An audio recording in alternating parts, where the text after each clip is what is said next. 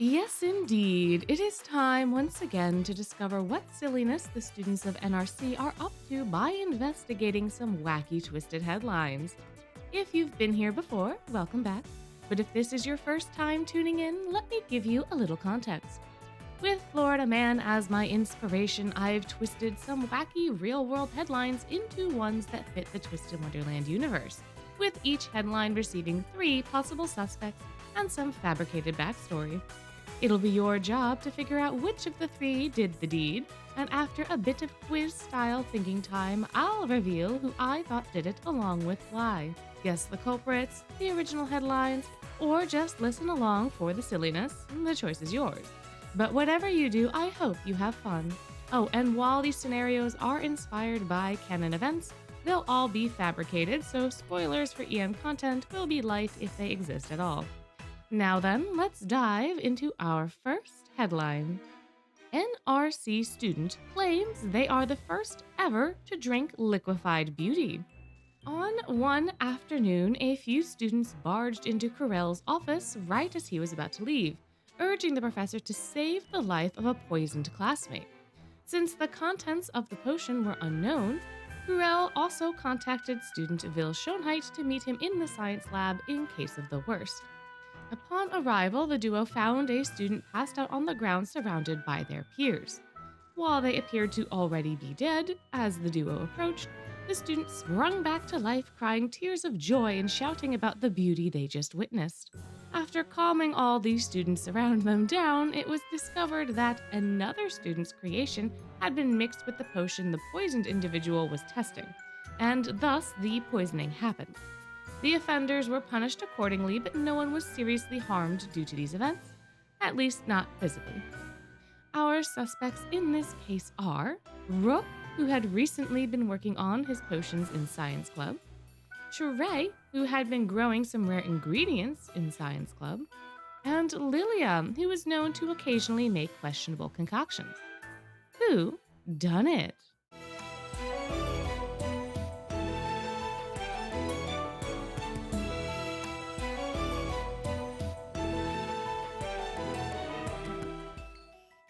Well, Lilia might have been one to accidentally switch his smoothie with Rook's potion, but Rook consumed the mystery substance anyways. According to Rook, this liquid took him on a journey of self-discovery, one of debilitating pain and horrific visions, which eventually gave way to a view of paradise. It was a brief glimmer of fields made from gold and rivers so clear and sparkling they looked like diamonds, of warmth that was all-encompassing and air that was sweeter than anything Rook had ever tasted. But just a moment later, Rook was grounded back in reality with many concerned members of the science club and a shocked Lilia standing over him. Lilia's smoothie, the one that had been mistaken for the potion, was so bad that it forced Rook to faint and briefly astral project, causing pandemonium in the clubroom. Rook, however, was convinced that Lilia's potion held the secret to experiencing true beauty, thusly dubbing it liquefied beauty. Talk of distribution between the two was cut short by everyone else present, and unfortunately, or fortunately, no one else will ever be able to experience the joys of liquefied beauty. Both Vil and Carell were incredibly relieved and severely disappointed, dealing out punishment to Rook and Lilia in equal measures for the fiasco. Our next headline. Bored NRC student breaks into head mage's office to talk about the people they want to squeeze. One evening, right before the head mage was finally done with paperwork and ready to return home, a student burst through his office doors with the sourest expression on their face. The head mage, concerned by the student's mood and not at all by the property that was just damaged, inquired about the purpose of the sudden visit. The student claimed they had been having a rough day and the culprits needed to be squeezed, but the student was told that they needed to tell the head mage first so Crowley could grant them clemency for the squeezings. The head mage, of course, refused to give the student clemency and lectured them about proper conflict resolution in interpersonal relationships. Our suspects in this case are Floyd, who is known for squeezing, Floyd L., who is also known for squeezing, and Floyd Leach, who is, as you all know, known for squeezing. Who done it?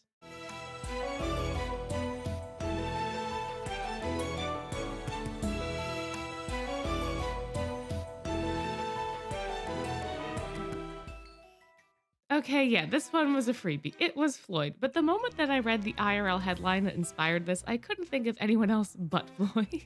I can just imagine him, or I mean that Floyd was in such a foul mood that day due to a few ill advised pranksters that he sought out to take his frustrations on them.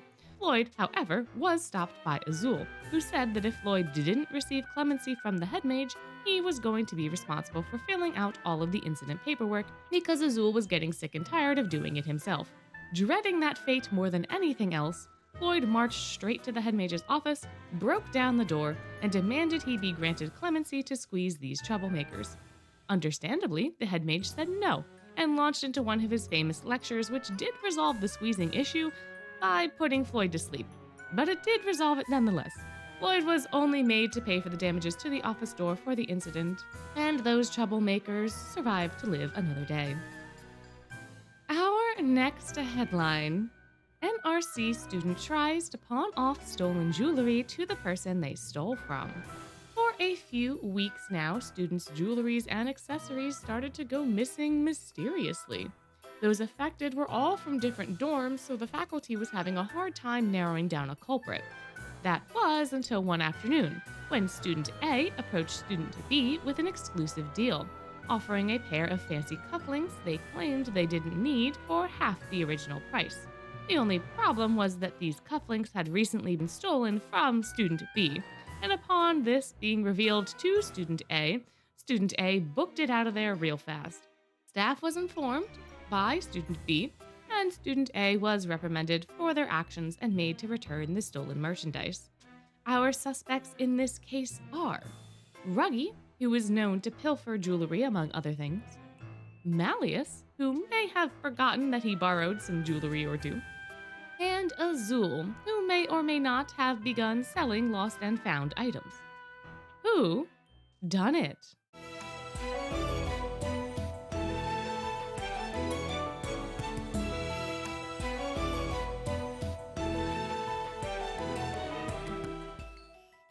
This was, in fact, our resident thief, Ruggy Bucci. Being a bit down on his luck, Ruggy convinced the campus ravens to assist him in the temporary borrowing of various items from students across campus. If someone took off their ring, necklace, or what have you for any reason, and the campus ravens were close enough to snag it, they did, and they did not discriminate. Quickly overwhelmed with more shiny objects than he could hide, Ruggy decided to pawn off some of them to other students around the campus. Once he caught wind of Azul allegedly also selling lost and found items in Octagonal, Ruggy figured he could offload some of his excess stock on the cephalopod, maybe even frame him for the thefts in the process. What Ruggy hadn't realized was that his newest acquisition, a pair of fancy cufflinks, were originally Azul's, so when he went to sell them, he was caught red-handed. Running only helped in the short term, but eventually the pickpocketing ring was dissolved and the remaining items returned to their owners. Our next headline: NRC student tries to steal another group's potion to turn in as their own after setting fire to their own cauldron. During a particularly difficult lab, a few students somehow set fire to their cauldron, nearly setting off an explosion within the alchemy lab.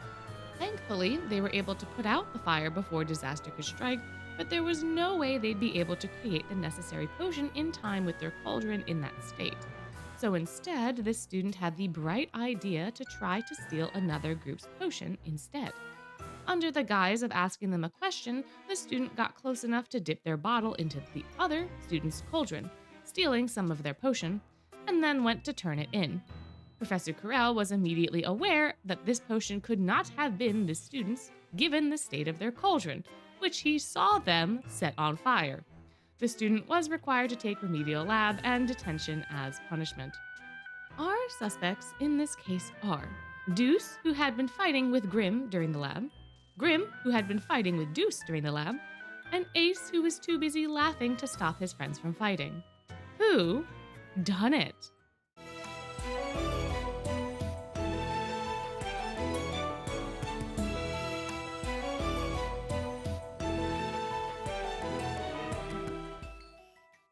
While all three are to blame for the near explosion, only one of them had the gall to try to steal someone else's work to weasel their way out of it, and that person was Ace. Given his talents for sleight of hand magic, he was probably the only one of the three who could pull it off, and in a way he did.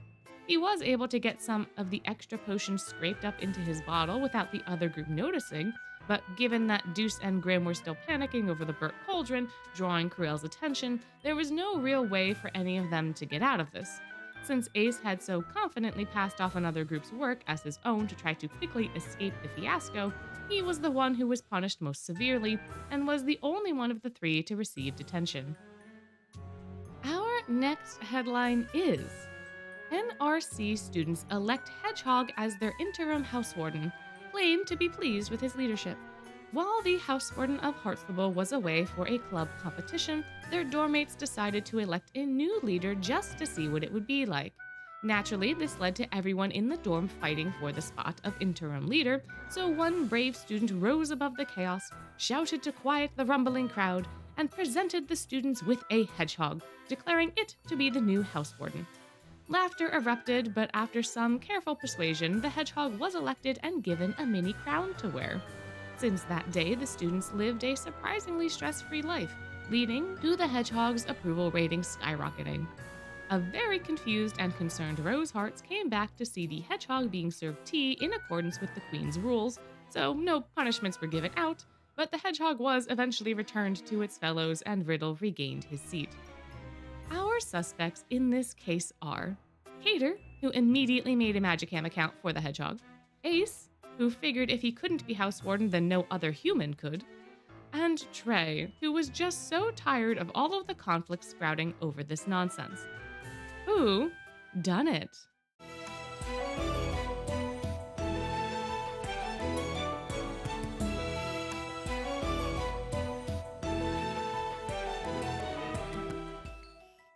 The one to propose the new spiky leader was in fact Trey, who was just so tired of everyone's BS. The very fact that the students wanted to appoint someone else in Riddle's absence was already a slight to Trey, but then they had to go and make a mess of the dorm lounge as they scuffled over who would get to replace him. Disappointed and disparaged, Trey marched over to the hedgehogs, asked kindly for a volunteer, brought said volunteer back to the lounge, got up onto the table, which was thankfully still intact, raised the little fella over the crowd, and yelled at the top of his lungs. Of course, this suggestion was stupid, so he had anticipated laughter, but it was just as stupid to replace Riddle for the 2 days he was gone. So, Trey took off his glasses while outlining his reasoning for maximum intimidation, which worked better than he thought it would. The students were quick to adopt the hedgehog as their new leader, and the hedgehog was very happy to be receiving all the extra attention. Trey and the hedgehog were able to field Riddle's confused anger well and save the dorm from what otherwise might have been dire straits. So thank you for your service. Our next headline. NRC student pulls out fake badge and tells students fooling around in hallway that he is the fun police. One afternoon, a group of students were playing hallway soccer outside of some classrooms when their game was disrupted by a very angry peer. The student told them to be quiet as classes were going on in this hallway and that they shouldn't be playing any hallway games, especially games that required running. When asked if they were the fun police, the student loudly agreed while pulling out a plastic sheriff badge, which was the final straw for Professor Train, who was attempting to lecture his class in one of the nearby rooms. Professor Train investigated the incident and informed the student that there was no such thing as the fun police, so they had to stop playing pretend and get to their own class. When the student insisted on arguing, Train also informed them that if the fun police did exist, then the student was impersonating an officer, which was an even greater offense than just being loud, resulting in more dire consequences, like detention. Given the choice between being tardy in class and having detention, the student relented and went to their class without any further disruptions. Our suspects in this case are Sebek, who is known to be loud, Deuce, who wants to be a police officer, and Riddle, who is a stickler for the rules. Who done it?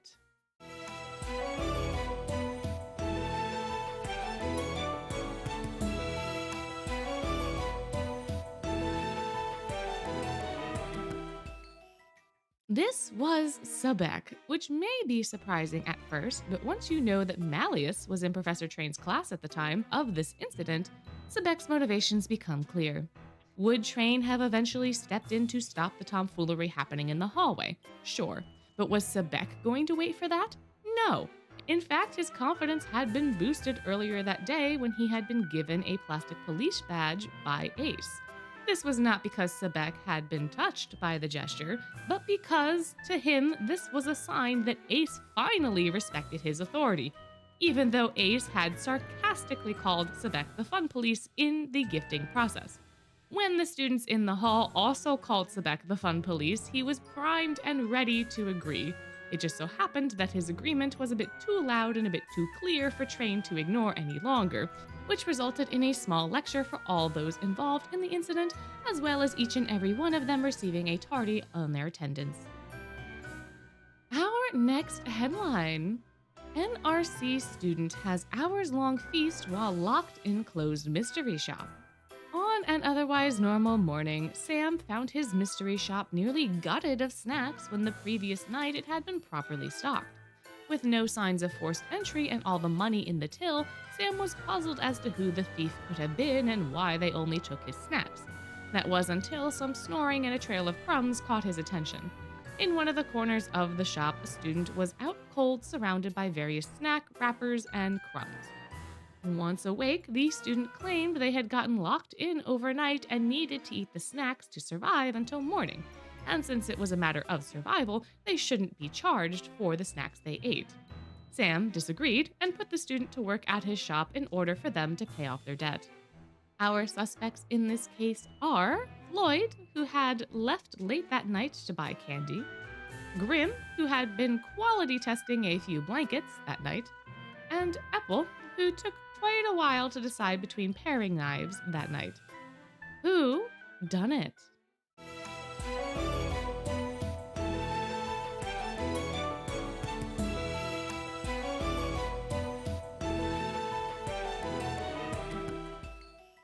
Well, Floyd may have been a bit late, and Apple may have taken a while, but they both eventually made their purchases and left. Grim, however, accidentally fell asleep between a few of the blankets during his quality test, becoming one with the pile.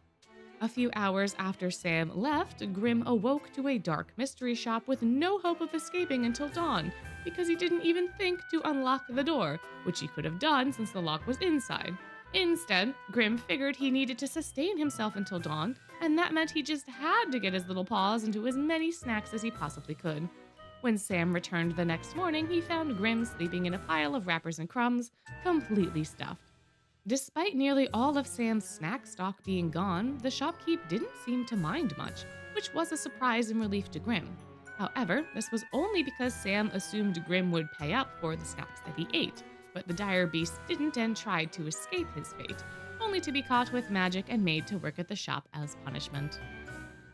Our next headline is: NRC student reprimanded for selling miracle elixir found to be repackaged lemon water.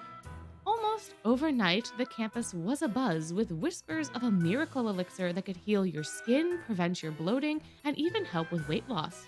Despite all the chatter, only a few folks knew how to get their hands on the drink, and an underground market for the drink was established, headed by a very enterprising individual. Over time, these whispers became shouts, and the drink itself became a common sight around campus, eventually sparking the interest of famous model and actor Vil Schoenheit, who despised the easy way promises of the beverage. He procured one for himself, tested its composition, and found it to be plain old lemon water, blowing the lid off of the exclusive market. This revelation also led to the mastermind behind the ploy being revealed and consequently punished for their scheme. Our suspects in this case are Ruggy, who's always scheming to make a quick buck, Azul, who's always looking to turn a profit, and Cater, who maybe needed some extra pocket change. Who done it?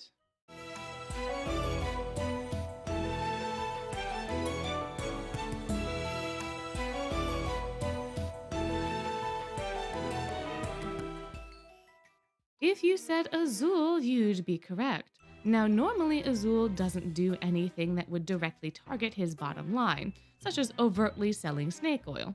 But unfortunately, Floyd had accidentally ordered 100 cases of lemon water for the lounge instead of the normal 10. So now Azul was stuck with a bunch of excess stock that he couldn't quickly move. That was until he had a silly idea. Why not rebrand it as a miracle elixir? One that could clear up your skin, bloat, or whatever ails you, and it would be artificially marked down to give it an allure.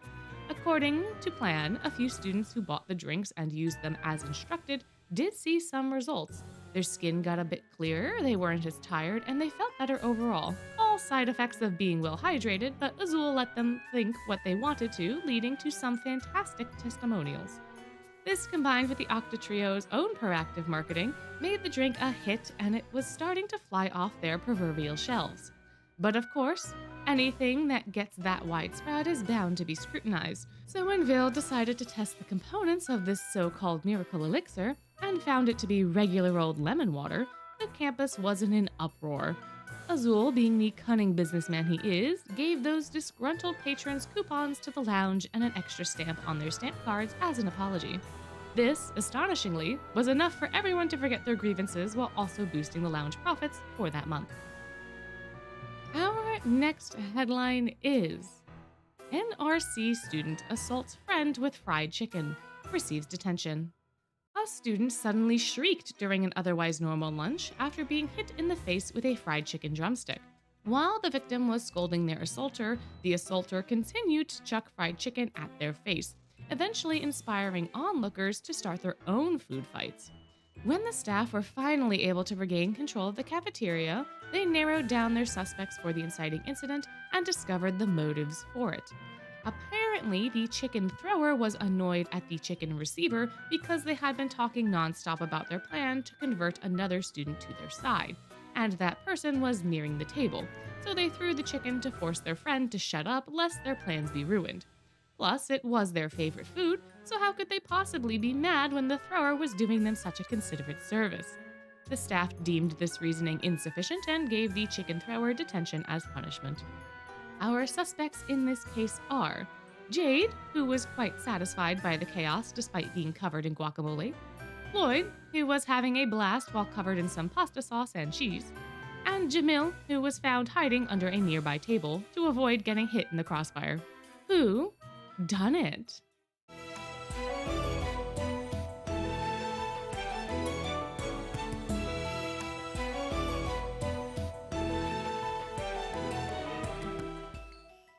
Well, Azul had been talking about his schemes for bringing Jamil in as a cook for the lounge, so Jamil's only crime was proximity. Floyd may or may not have been paying attention and may or may not have started the extended food fight, but Jade was delightfully aware of Jamil approaching, of the perfectly crispy chicken on his plate that Azul had also been eyeing, and the boredom Floyd was so dangerously close of slipping into.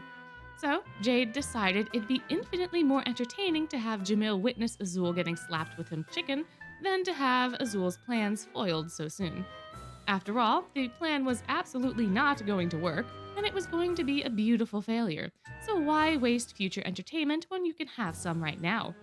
Floyd and Azul were both stunned by the outburst, but once Azul got hit with the second piece of chicken during his rant, Floyd picked up a silly little idea and started the larger food war with some nearby kiddos who were snickering at the scene. Things quickly spiraled out of control, trapping Jamil near the trio, but thankfully he remained unaware of Azul's culinary schemes. Jade, of course, received detention, an unintended consequence, but life wouldn't be fun without those two, now would it? And finally, our last headline for today. NRC student steals various types of wildlife, including octagonal hermit crab, to house in their dorm because he thought they were abandoned. Campus staff were alerted by a concerned student that one of their dorm members had inexplicably created a makeshift zoo in their dorm with all sorts of creatures, even a hermit crab. The sudden appearance of the animals wasn't as concerning as the fact that at least the hermit crab had come from Octagonal, a dorm that was getting very annoyed at having their critters mishandled so often. Hoping to rectify at least that before Azul caught wind, the staff rushed to the scene with the concerned student, finding it much more overwhelming than they had anticipated. Hundreds of animals, some friendly, some not, were trying to be organized by a singular student, while their dorm mates rushed around trying to corral the more cooperative critters to cut down on the chaos. When asked why they had stolen these animals, the student claimed that they were in fact abandoned and that they were just giving them a home. So it totally wasn't stealing, and it totally was okay. The animals were eventually returned to the wild, and the student had to pay for the damages they caused to the dorm.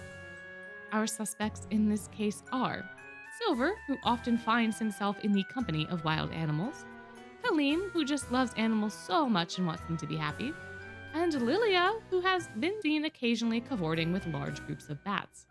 Who done it?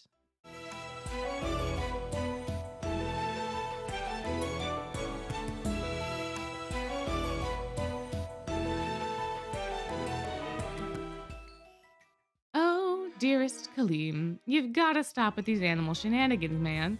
First, it was releasing all the animals at your family zoo, then training them for the parade without actually communicating with them, and now it's assuming wild animals are abandoned and giving them a home in your dorm. None of our investigators could get a clear answer as to how the animals actually ended up in Scaravia because Kaleem kept claiming they were just his friends and followed him there, which was clearly not true. Most of the animals were too frazzled by the event to provide a coherent answer either, so the specifics of the event are unclear. The one thing that is certain, though, is that the octagonal hermit crab was not an animal Kaleem picked up intentionally. It instead was attempting to escape the dorm and get back to the sea. It just happened to get picked up by Kaleem in the Hall of Mirrors during the daring escape attempt, but it was not sought out by him like the foxes, rabbits, bluebirds, redbirds, squirrels, raccoons, possums, cats, dogs, and other assorted animals. With the help of some professors and students who were proficient in animal languages, the animals were able to be calmed down and safely evacuated. But some damage was done to the dorm itself in the chaos, so Kaleem had to pay the difference.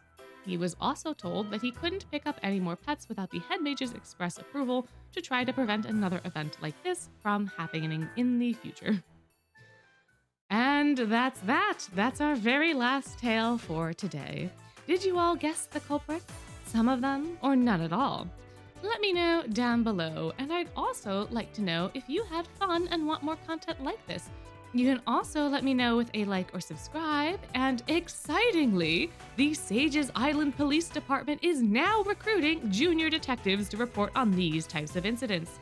If you would like to help them record the chaos that occurs on NRC's campus, and maybe even have your scenario featured in a future video, click the link in the description and submit your report today. Just keep things PG-13, alright? Now then, before you go, I'd just like to remind you that you're amazing and I hope you have a wonderful day.